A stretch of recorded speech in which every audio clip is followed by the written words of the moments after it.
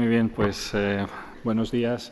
Muchas gracias, Piedad, Antonio. La verdad es que es un placer estar aquí, compartir esta última sesión, cerrar este Congreso de GESIDA con Esteban también. Y vamos a ver en los próximos 25 minutos algunos aspectos relacionados con lo que, a mi juicio, y obviamente sesgado, ha sido los aspectos más interesantes en ciencias básicas a lo largo del año. Me tocó hacer esta misma exposición en el 2015 y básicamente voy a utilizar la misma organización y luego, como veréis, hay una continuación de algunas cosas que se presentaron entonces. Voy a empezar con algunos casos excepcionales. Ya conocíamos al paciente Berlín y este año se inició con un nuevo caso de curación o de curación funcional, que fue el paciente de Londres. Esto es ya bien conocido, es otra situación en la que se realizó un trasplante a un paciente que tenía, en este caso, un linfoma de Hodgkin con un donante que era negativo, era homocigótico para, como conocéis, la mutación CCR32. En este caso había unas ligeras diferencias con el paciente de Berlín. Se le interrumpió el tratamiento a los 16 meses por trasplante y se comunicó prácticamente coincidiendo con el CROI, y luego salió esta publicación a los 18 meses post-trasplante, o sea, post-interrupción del tratamiento. Realmente no se detectaba el virus y la respuesta tanto CTL como de anticuerpos específica estaba muy disminuida.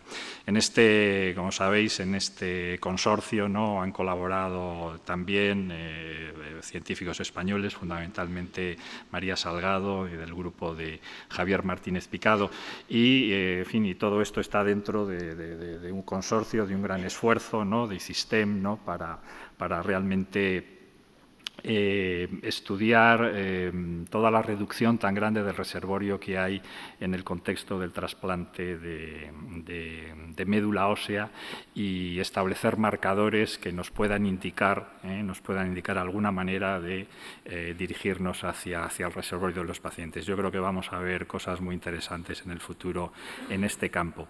En esta reunión se comentó también otro de estos pacientes excepcionales que lo mencionó en su charla el miércoles Matías Lichterfeld, el paciente de San Francisco. En este caso es un paciente que creo que lleva Steve Dix, es un elite controller excepcional, lleva más de 20 años infectado, se le ha intentado reactivar el virus mediante ensayos de activación masivos con cantidades masivas de células. Esto nunca ha resultado positivo.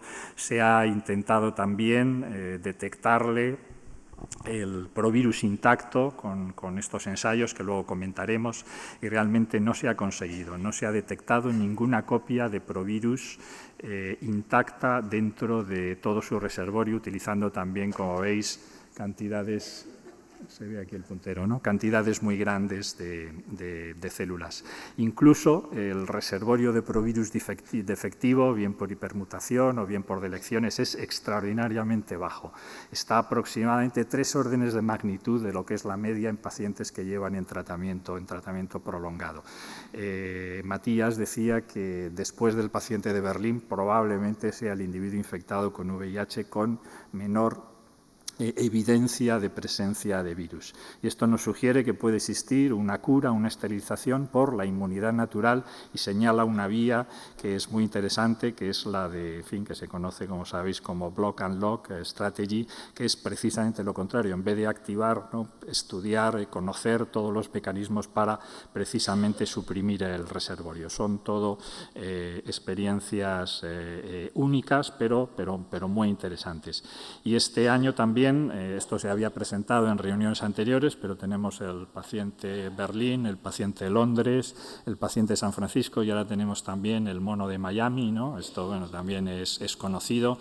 El mono de Miami en fin, es un animal dentro de un estudio que realizó el grupo de Ron de Rosier En este caso son macacos que han sido infectados experimentalmente con este virus, el SIV, que como sabéis es una quimera de SIV con la envuelta de HIV, y después de 86 semanas se les ha administrado una estrategia que también veremos posteriormente de inmunotransferencia, en el cual con este vector, virus adeno asociados, expresa tres anticuerpos monoclonales. En el caso de este animal, como veis, después de la administración, la desaparición del virus ha sido realmente muy rápida, y en esta publicación comunican que llevan ya 3 años con carga viral indetectable. Incluso han utilizado ganglios de este animal para infundirlos a macacos sanos sin conseguir que se infectasen, y después de hacer 21 ensayos de cocultivo, de estimular las células con citoquinas, solamente en 3 han conseguido pequeñas cantidades de reactivación. Estos virus, la envuelta es muy homogénea, no tienen escape a los anticuerpos, y sugiere que hay muy pocas, posiblemente una sola de las células que pueda estar infectada con un virus viable capaz de reactivarse. Incluso la respuesta humoral, el P27 es el equivalente a P24 en el SIV, ¿no?, es bastante disminuido. Y, en fin, se sugiere una cura funcional. De todas formas, hay que decir que este ha sido un único animal, porque forma parte de un estudio inicialmente con 4 macacos, 3 de los cuales estaban no han tenido esa misma evolución, y sí han mantenido luego cargas virales elevadas. Se hizo otro estudio posterior con 12 macacos, de los cuales 11 de ellos tampoco se consiguió éxito, y en uno hay una cierta respuesta más parecida a la de este animal que lleva ya tanto tiempo en remisión. El problema, como muchos sabéis, es el desarrollo de anticuerpos, los anti-drug antibodies, el desarrollo de anticuerpos frente a los anticuerpos que se infunden. Luego veremos más también sobre esto. Y continuando con estas situaciones tan excepcionales, ¿no?, que a veces podemos encontrar en biología, el grupo de Pepe Alcami, en fin, que conocéis este trabajo, de hecho se presentó ayer, es un estudio realmente muy interesante. Se han centrado en la transportina. La transportina es uno de los factores que estaba en algunos screening relacionado con el transporte de HIV, pero han aprovechado la circunstancia que aquí en España hay una familia que tiene una mutación en el gen de la transportina. Esta mutación es autosómica recesiva, y confiere el desarrollo de una enfermedad muscular, una distrofia muscular de cintura escapular y también de otras regiones realmente muy severa. Pero han demostrado que efectivamente las células de estos pacientes no se infectan con HIV. Y eso, la verdad, es que abre muchísimas posibilidades. Realmente este es el segundo defecto genético para la restricción de la infección por VIH. La interacción con el virus y el mecanismo exactamente por el cual esta transportina interacciona con lo que parece que es el tráfico hacia el núcleo está por determinar, pero sugiere que la transportina es un factor que lleva factores de splicing al núcleo. Es un estudio y una observación que abre muchísimas vías de investigación para entender el transporte nuclear del VIH, entender también cuál es el mecanismo patogénico de la enfermedad, incluso de otras enfermedades musculares y neurológicas que están relacionadas con el splicing. Y obviamente es una diana terapéutica, y yo creo que veremos el desarrollo de toda esta investigación en el futuro. Entramos dentro del campo del reservorio, y dentro del campo del reservorio, en fin, nos tenemos que referir a esta persona que todos conocéis, es Bob Silicano. Realmente esta persona es lo que podríamos llamar el culpable del reservorio. Fue el que describió el reservorio de células latentemente infectadas, estableció que eran células con una vida media muy prolongada, y en el año 2013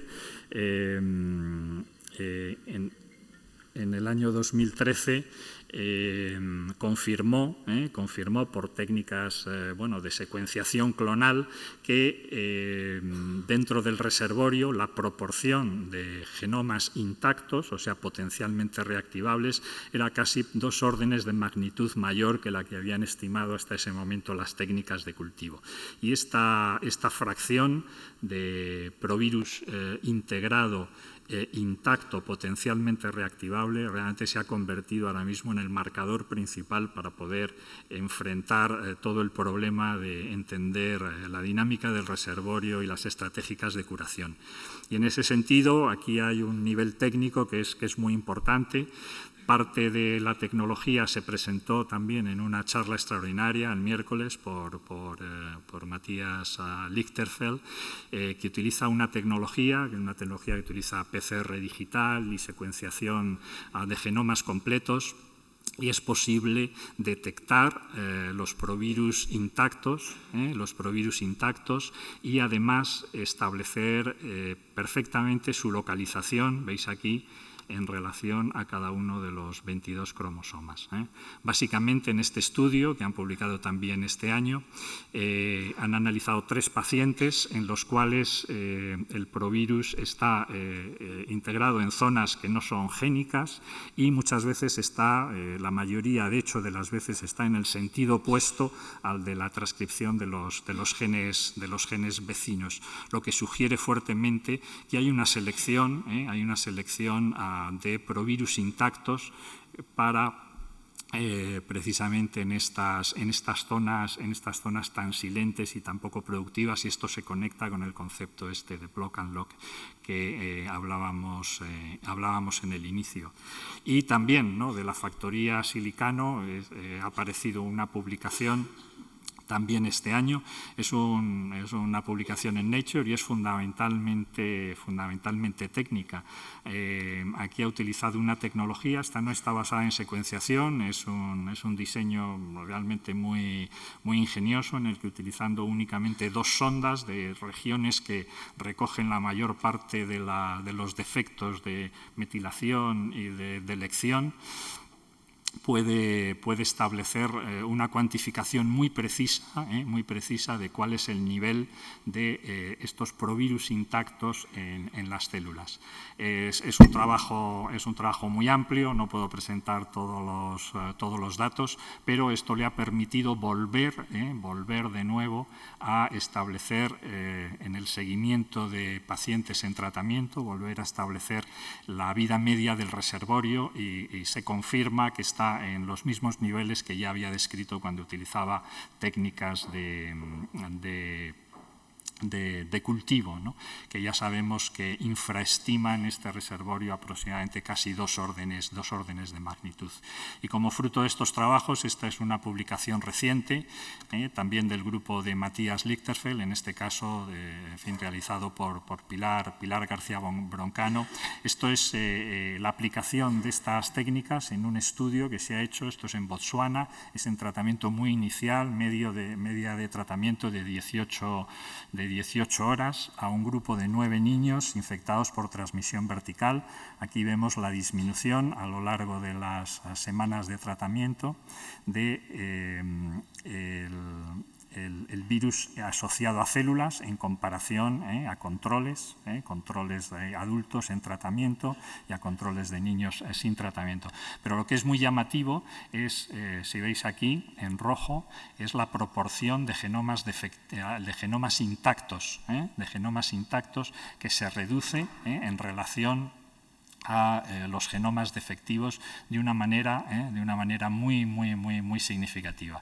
Y esto nos indica también una ventana posible de actuación con alguna medida que pueda contribuir a erradicar el reservorio. El artículo tiene más implicaciones porque está asociado también a una mejor respuesta inmunológica, un fenotipo de células NK muchísimo más funcional, pero abre la posibilidad, a través de nuevo de esta tecnología y de poder monitorizar este tipo de virus intactos y su posición para que nos sirva de marcador en todas las estrategias de curación. Pasamos ahora al tema de anticuerpos. El tema de anticuerpos ha tenido un desarrollo extraordinario y hay muchísimos trabajos en marcha. Yo recomendaría, es una revisión, está escrita por 3 personas que coordinan también a su vez consorcios, ¿no?, en la Universidad de Duke, en Scripps, en el BRC, en el NIH, y de hecho han constituido un macro consorcio que es el CHIP, que es el Collaborative HIV Immunogen Project, y realmente, y este es el aspecto que más me interesaba comentaros, es toda una iniciativa que está abierta también a la colaboración de otros grupos para el diseño de inmunógenos y ensayos clínicos experimentales para dirigir la producción de anticuerpos desde la línea germinal, identificando el ancestro común que no está mutado y poder educar a esa célula B para que produzca los anticuerpos monoclonales que necesitamos. Se han establecido ya claramente cuáles son las regiones del VIH hacia las cuales se dirigen los mejores anticuerpos, los más potentes y los que tienen un espectro más amplio. Y este es uno de los trabajos de ese grupo en el que se han inmunizado un grupo de macacos con diferentes estrategias, y ahora es posible hacer toda la recapitulación mediante técnicas de secuenciación de células individuales. Se ha hecho todas las líneas de desarrollo de anticuerpos, desde los anticuerpos maduros hasta la línea germinal. En este trabajo, que está fundamentalmente realizado por Peter Kwong, que hace la parte estructural, y John Mascola, se ha utilizado como prueba de concepto, como hipótesis, la producción de anticuerpos que van dirigidos frente al péptido de fusión, del VIH. Y si veis aquí, esta es una de las estrategias. Estos son los monos que han sido inmunizados con el trímero y estos son los monos que han sido inmunizados en dos fases. Esto es el péptido de fusión unido a un adyuvante, y luego se ha realizado un bus con el trímero de la envuelta. Y aquí vemos, este es un estudio muy complejo en el que se analizan cambios, se analizan energías de interacción, entropía, ¿no?, en toda la interacción de los anticuerpos que se van generando, y aquí se han ido determinando cuáles son los hotspots, las zonas que están sujetas a hipermutación.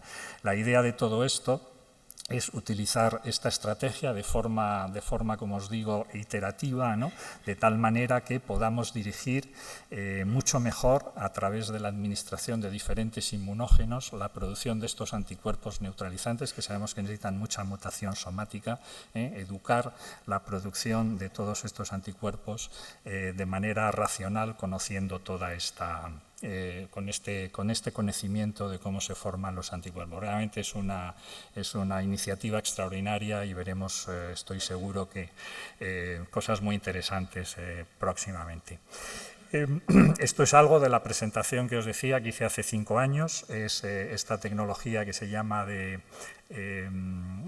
transferencia génica de profilaxis, que es la misma que se utilizó en el mono de Miami. Son adenovirus que expresan diferentes anticuerpos, y estos adenovirus, sorprendentemente al principio, ahora ya lo sabemos, pueden estar produciendo estos anticuerpos por periodos muy prolongados, más allá del año. Bueno, ya se ha hecho el primer fase 1. El primer fase 1 ha sido un doble ciego, se ha hecho en el Reino Unido, y se ha utilizado un anticuerpo, o sea, un adenovirus recombinante que expresa un anticuerpo, el PG9, un anticuerpo bien caracterizado. Se ha hecho versus placebo en una proporción 21 individuos, 16:5, 48 semanas de seguimiento. Los resultados son pobres. La actividad neutralizante solo se ha visto en 4 de los 16 pacientes, y no se ha podido detectar la producción del anticuerpo por ELISA en suero. Se ha detectado de nuevo el problema de la inducción de anticuerpos, anticuerpos.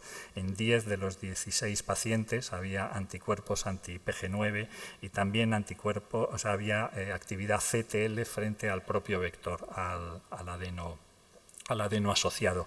Todo esto bueno, se está enfocando, ¿no?, a través igualmente de consorcios que están analizando cómo se puede evitar todo esto.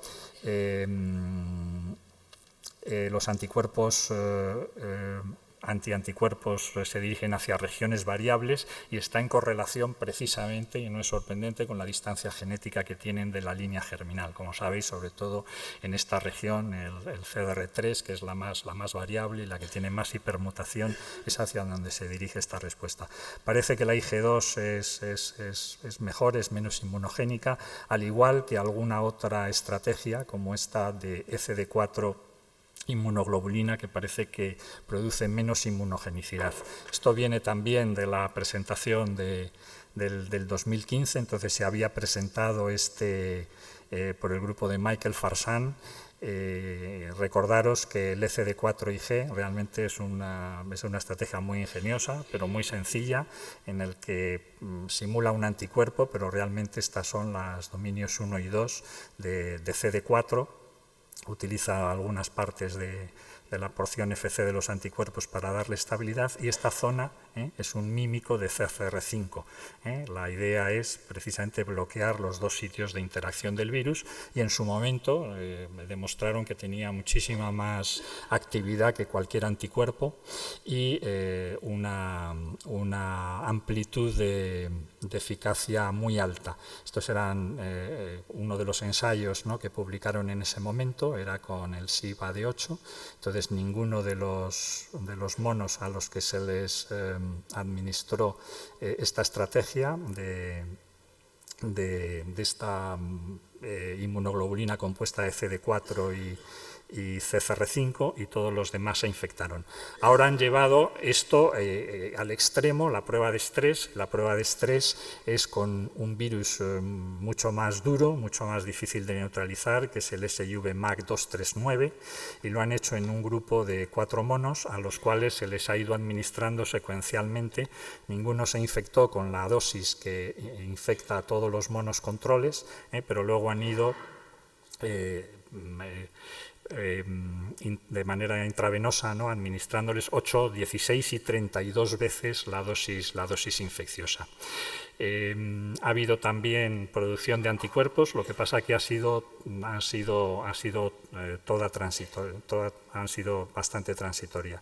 Hay que decir que los animales que se han infectado con estas dosis ya mayores del SUV239 han tenido un aparente significativamente menos pico de carga viral, y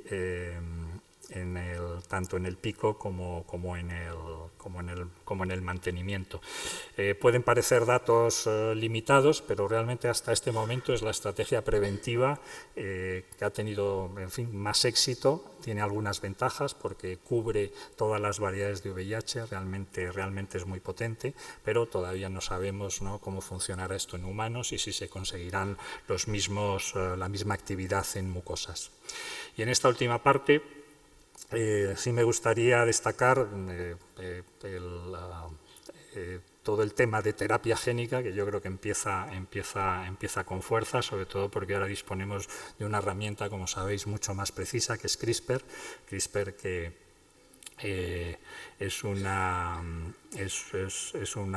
herramienta que específicamente, con una guía de RNA, lleva una nucleasa que es Cas9 y corta en la región de manera muy selectiva y además, en fin, con mucha eficacia. Se puede producir recombinación homóloga con generalmente alteración de la secuencia del gen, o incluso podemos utilizar para hacer edición mediante la administración también de un fragmento homólogo.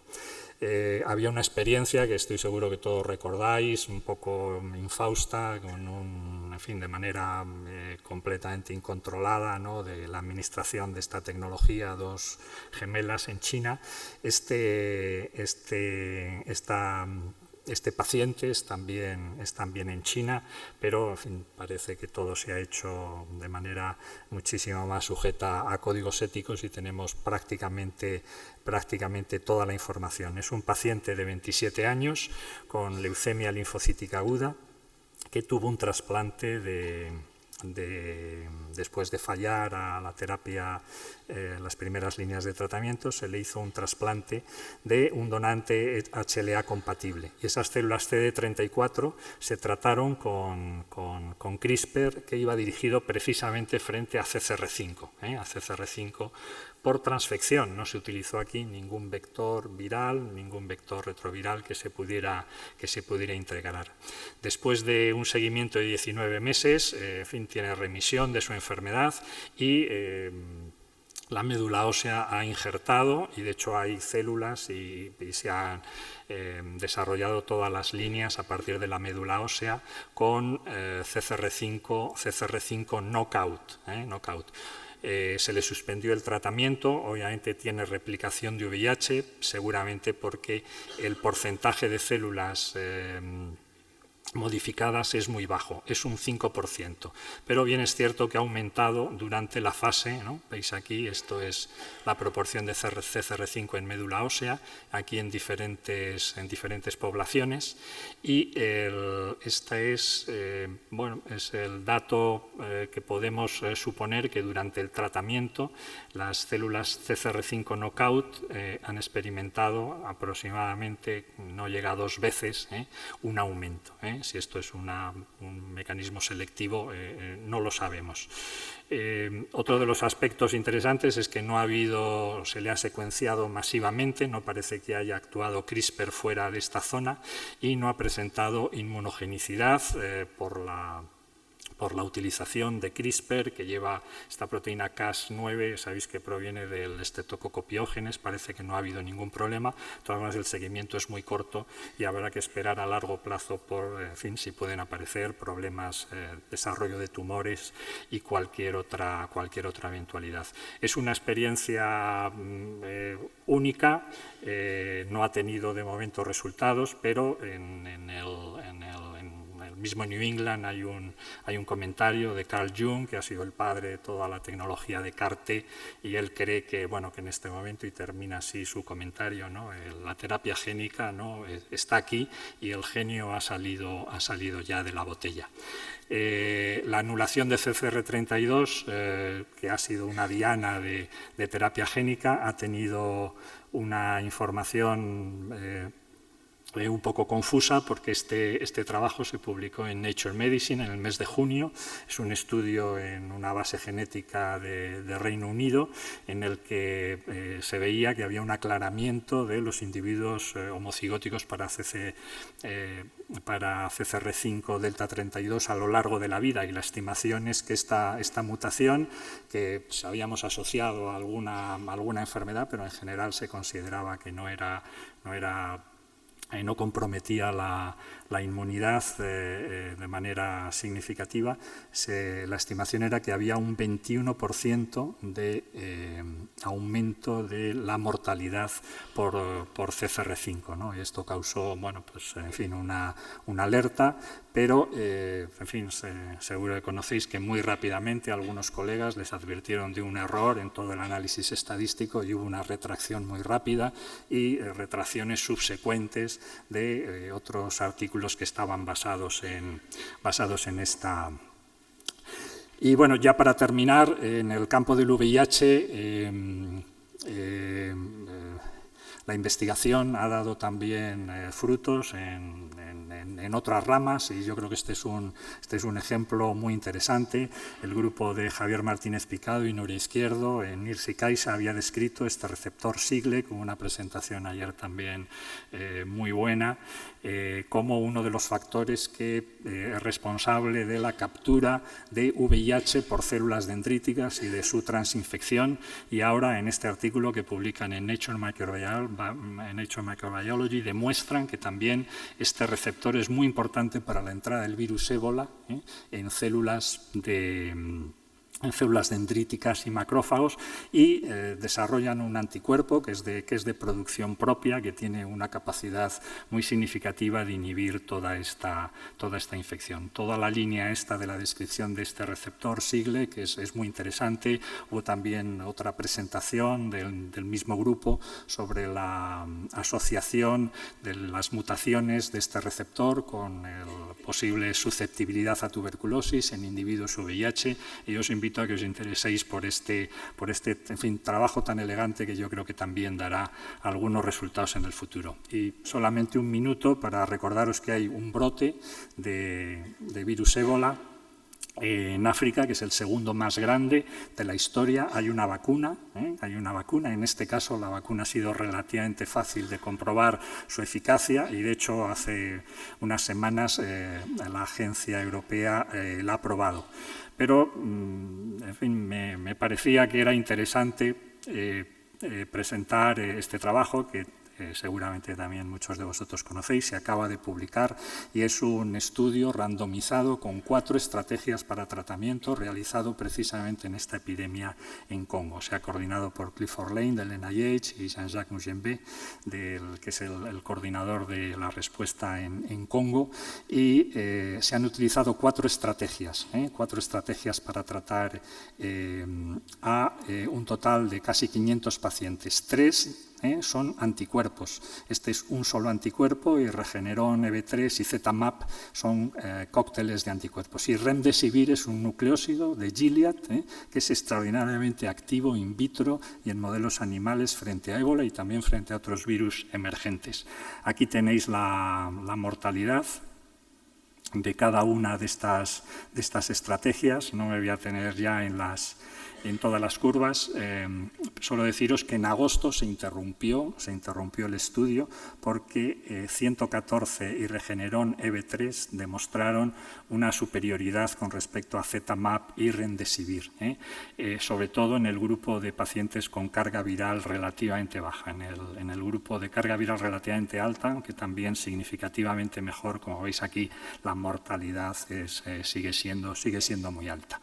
Y yo creo que esto, bueno, nos anima a pensar que los anticuerpos monoclonales pueden ser útiles en algunas de estas infecciones de alta mortalidad, y yo creo que nos debe recordar la conveniencia de los estudios clínicos, los estudios randomizados, aún en situaciones casi heroicas como el que se ha realizado esta iniciativa, y yo creo que nos retrotrae a los primeros momentos y las primeras utilizaciones de AZT, ¿no?, en un contexto, ¿no?, también muy complicado. Pero es la única manera que tenemos realmente de dar respuesta a saber qué terapia, ¿no?, es la más adecuada.